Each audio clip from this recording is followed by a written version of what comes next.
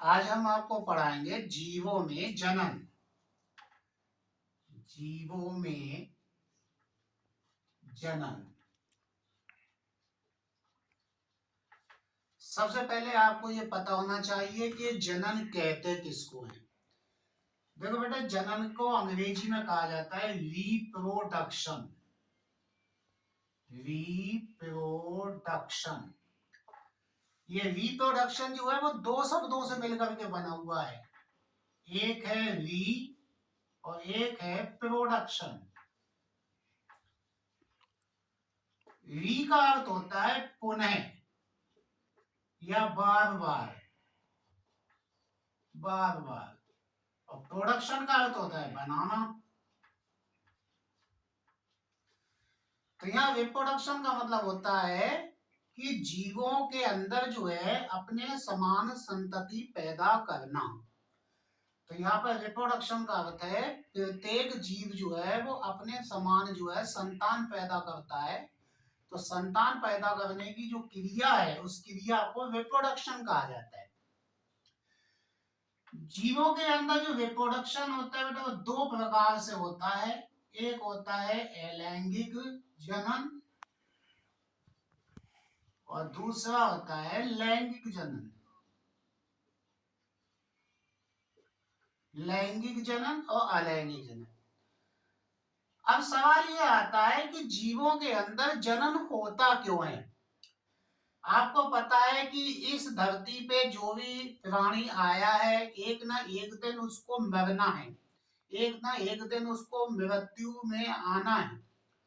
कहने का तात्पर्य यह है कि अगर जीव लगातार मरते रहे और जनन जो है क्रिया ना होती रही, संतान पैदा ना होती रही, तो एक दिन जो है कि जीवन का अस्तित्व ही समाप्त हो जाएगा।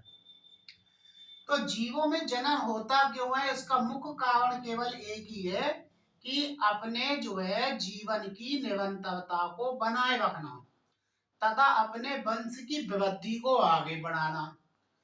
तो जीवों में जनन जो है वो दो कारणों से मुख्य आवश्यक है। एक तो जनन के द्वारा जो है वंश की वृद्धि होती है और दूसरे जीवन की निरंतरता बनी रहती है।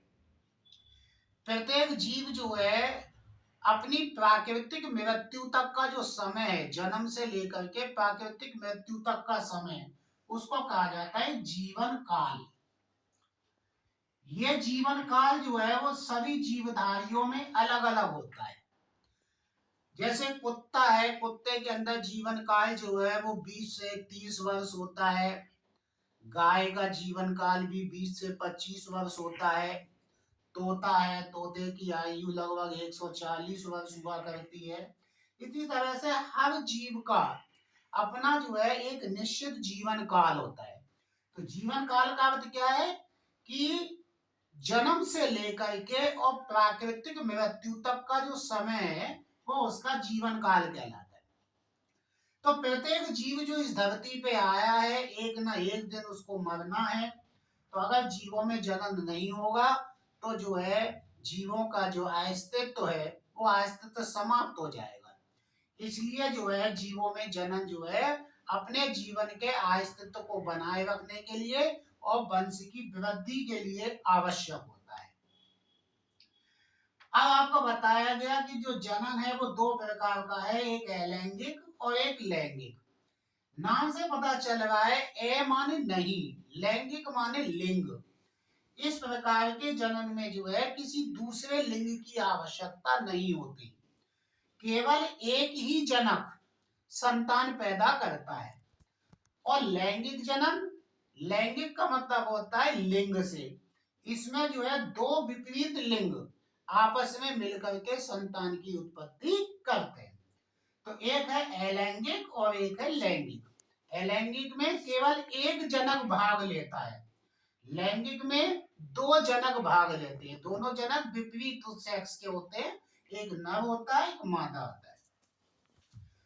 जो हमारी अलैंगिक जनन है, ये अलैंगिक जनन भी जो है जो लोअर वर्ग के जीव है, जो निम्न वर्गीय जीव है, उनके अंदर अलैंगिक जनन होता है और जो उच्च वर्गीय जीव हैं उनके अंदर लैंगिक जनन होता है। अब अब जो हमारा अलैंगिक जनन है उसकी बहुत सारी विधियां हैं।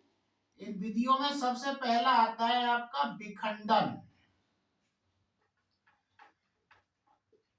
दूसरा आता है खंडन। दोनों का नाम से एक ही है, विखंडन और खंडन, लेकिन थोड़ा सा ही जो है परिभाषा में डिफरेंस दे दिया गया है। जो विखंडन की क्रिया है वो एक कोशिकीय जीवों में होती है। अंग्रेजी में इसको कहा जाता है फिशन, फिशन। और जो खंडन की क्रिया है ये जनरली बहुकोशिकीय जीवों में नाम दिया गया है। इसको कहा गया है अंग्रेजी में फ्रेगमेंटेशन, फ्रेगमेंटेशन।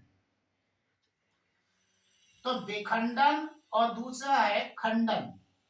एक तीसरी विधि भी है जिसको कहा जाता है मुकुलन, मुकुलन।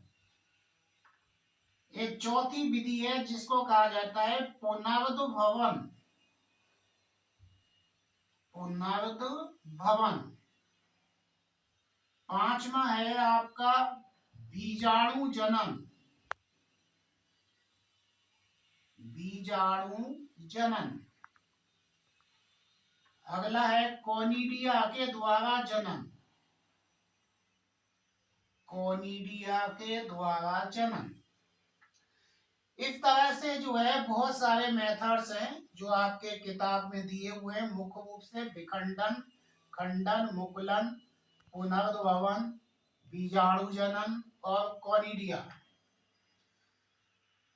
एक और भी आते हैं जिसको कहा जाता है जेम्यूल के द्वारा, बहुत ही इंपॉर्टेंट है, एग्जाम में कई बार पूछते हैं, जेम्यूल के द्वारा। तो हम एक एक करके जो है थोड़ा डिस्क्रिप्शन देंगे। पहला आता है जैसे विखंडन। विखंडन जो है वो एक कोशिकीय जीवों के अंदर पाया जाने वाला अलैंगिक जनन है। इसमें दो प्रकार का होता है ये विखंडन, एक होता है द्विविखंडन और एक होता है बहुविखंडन। द्विविखंडन और एक होता है बहुविखंडन।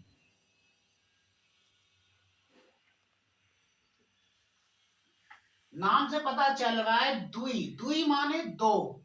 इसमें जो एक कोशिका होती है वो दो कोशिकाओं में बढ़ती है, तो इसको कहा जाता है द्विविखंडन। और एक होता है बहुविखंडन, बहु माने बहुत सारे। तो जब एक कोशिका जो है बहुत सारी कोशिकाओं के अंदर बढ़ती है तो उसको कहा जाता है बहुविखंडन। विखंडन के द्वारा जो जनन होता है जैसे अमीबा है, पैरामीशियम है, यूग्लिना है, इनके अंदर जो है ये सभी एक कोशिकीय जीव हैं। इनके अंदर जो है वो विखंडन के द्वारा जो है अलैंगिक जनन होता है। दूसरा आता है खंडन। खंडन का जो जनन होता है ये आपका बहुकोशिकीय जीवों में सामान्यता होता है। खंडन के अंदर क्या होता है कि शरीर के यदि छोटे छोटे टुकड़े कर दिए जाएं तो प्रत्येक टुकड़ा जो है वो एक नए जीव का निर्माण कर लेता है। इसको कहा जाता है खंडन। अगला आता है आपका मुकुलन।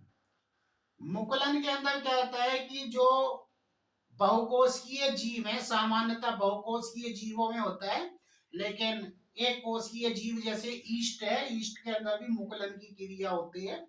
तो इसमें क्या होता है कि शरीर के किसी एक भाग में छोटा सा उभार बन जाता है, एक आउटग्रोथ बन जाती है। उस आउटग्रोथ को कहा जाता है मुकुल। धीरे धीरे ये आउटग्रोथ आगे वृद्धि करती है, आगे बढ़ती रहती है, और जो है जब जो है वृद्धि पूर्ण हो जाती है तो शरीर के अन्य भाग इस पर विकसित हो जाते हैं। जब संपूर्ण जीव निर्मित हो जाता है उसके बाद में जो है ये अपने मातृ जीव से अलग हो जाता है और एक नई ग्रोथ अपने जो है नया जीव तैयार करता है। जैसे ये हाइड्रा है, हाइड्रा के केस के अंदर ऐसा होता है मुकुल द्वारा। ये आपका हाइड्रा है, ऊपर हाइपोस्टोम होता है, हाइपोस्टोम को घेरे हुए जो है ये आपके स्पर्शक होते हैं। नीचे की तरफ जो है इसमें एक कोशिका कोई भी जो है वो आउट वृद्धि करती है। इस आउट वृद्धि जो है इसको कहा जाता है मुकुल। यही मुकुल धीरे धीरे करके वृद्धि करती है, स्वतंत्र सिरे पर इसके जो है स्पर्शक बनने लगते हैं, हाइपोस्टोम बन जाता है। जब ये संपूर्ण जीव तैयार हो जाता है तो ये मुकुल जो है वो अपने मात्र जीव से अलग हो जाता है और एक जो है संपूर्ण जीव तैयार हो जाता है। अगला आता है आपका पुनर्भवन। पुनर्भवन की भी जो क्रिया है वो खंडन की ही तरह है, लेकिन खंडन में और पुनर्भवन में थोड़ा सा डिफरेंस है।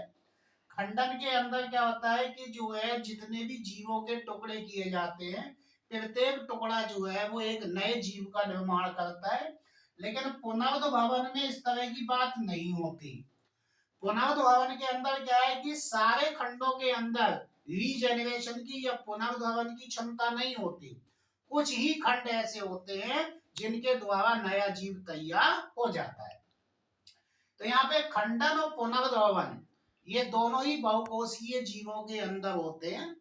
खंडन के अंदर प्रत्येक खंड जो है नया जीव बनाता है, पुनर्भवन के अंदर जो है प्रत्येक खंड जीव नहीं बनाएगा, केवल कुछ खंड जिनके अंदर पुनर्भवन की क्षमता है केवल वही जीव का निर्माण करते हैं। इसी तरह से अगले आते हैं आपके बीजाणु जनन। बीजाणु जनन के अंदर क्या होता है कि जो हमारे एक कोषीय या बहुकोषीय जीव हैं, इनके अंदर जो है जो सेल हैं, ये सेल छोटे छोटे जो है बीजाणु के रूप में विकसित होती हैं। बाद में जो है अनुकूल परिस्थितियां जब आती हैं तो इनके अंदर स्फुटन होता है, इनके अंदर जनन होने लगता है और एक नए जीव का निर्माण होता है। कोनिडिया, इनके द्वारा अलैंगिक जनन जो है वो फंगस के अंदर होता है, कवकों के अंदर होता है। इसी तरह से एक आता है आपके जेम्यूल। जेम्यूल जो है वो एक प्रकार की अलैंगिक रचना है जो कि स्पंजों में पाई जाती है। स्पंज, ये पॉलीफेरा वर्ग के जंतु होते हैं स्पंज। इन स्पंजों के अंदर अलैंगिक जनन जो है वो जेम्यूल के द्वारा होता है। तो ये बहुत सारे मेथड्स है अलैंगिक जनन के। इसके बाद में आपको बताएंगे लैंगिक जनन।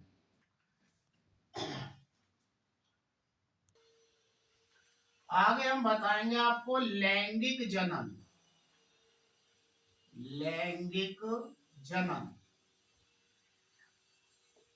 नाम से पता चल रहा है लैंगिक। लैंगिक का मतलब होता है इस प्रकार के जनन में दो विपरीत जनक जो है वो भाग लिया करते हैं। नर और मादा दोनों मिलकर के संतान की उत्पत्ति करते हैं, संतान पैदा करते हैं। इसके लिए कहा जाता है लैंगिक जनन। लैंगिक जनन जो है वो बहुकोषीय जीवों के अंदर होता है और जो उच्च वर्गीय है, जो उच्च वर्गीय जीव है उनके अंदर लैंगिक जनन होता है। इस लैंगिक जनन के अंदर जो है सबसे पहले युग्मक जनन होता है।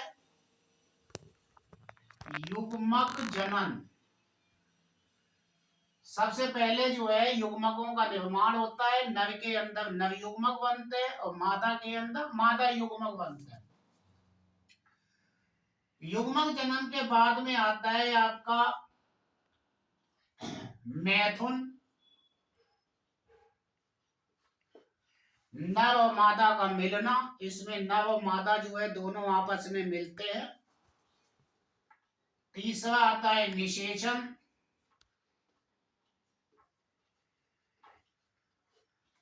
निषेचन का अर्थ होता है नर युग्मक और मादा युग्मक के मिलने की क्रिया।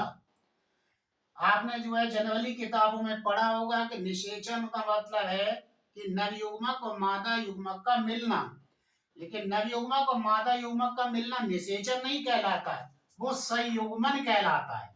अंग्रेजी में कहते हैं सिनगैमी, अंग्रेजी में कहा जाता है सिनगैमी।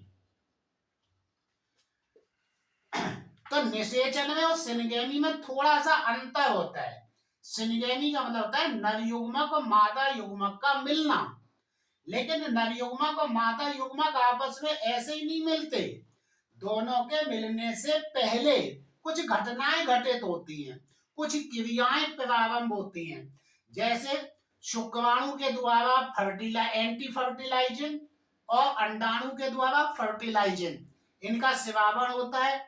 जब इन दोनों की नेचर मिल जाती है, दोनों की नेचर समान हो जाती है, उसके बाद में नवयुग्मक जो है वो स्पर्म लाइसिन के द्वारा जो है अंडाणु के जो आवरण है उनको जो है हटाता है और अंदर प्रवेश करता है। प्रवेश करने के बाद में जो है एक निषेचन झिल्ली का निर्माण होता है, जिससे कि दूसरा नवयुग्मक उस अंडाणु के अंदर ना पहुंच सके। तो इस तरह से जो है ये सारी क्रियाएं जो हैं वो नवयुग्मक और मादा युग्मक के मिलने से पहले होती हैं। तो वो क्रिया जो है नवयुग्मक और मादा युग्मक को मिलाती है, उस क्रिया का नाम है निषेचन। तो नवयुग्मक और मादा युग्मक का मिलना निषेचन नहीं है, नवयुग्मक और मादा युग्मक का मिलना संयुग्मन है। लेकिन मिलने से पहले जो क्रियाएं हो रही हैं, जो घटनाएं घटित हो रही हैं, उसको कहा जाता है निषेचन।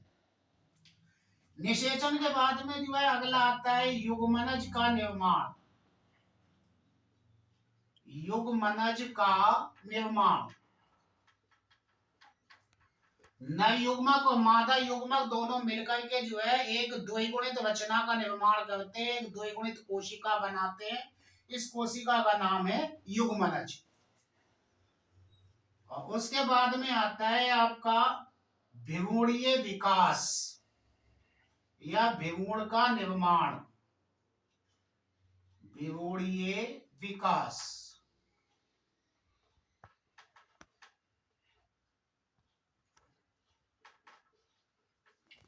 जो हमारे युग्मनज हैं, इस युग्मनज के अंदर कई सारे भ्रूणीय परिवर्तन होते हैं। जैसे सबसे पहले विदलन, विदलन के बाद में मावुला, मावुला के बाद में ब्लास्टुला, ब्लास्टुला के बाद में गैस्ट्रुला।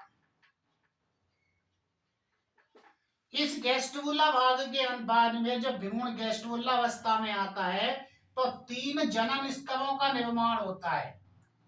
एक कहलाता है एक्टोडर्म, दूसरा कहलाता है मीजोडर्म और तीसरा कहलाता है एंडोडर्म।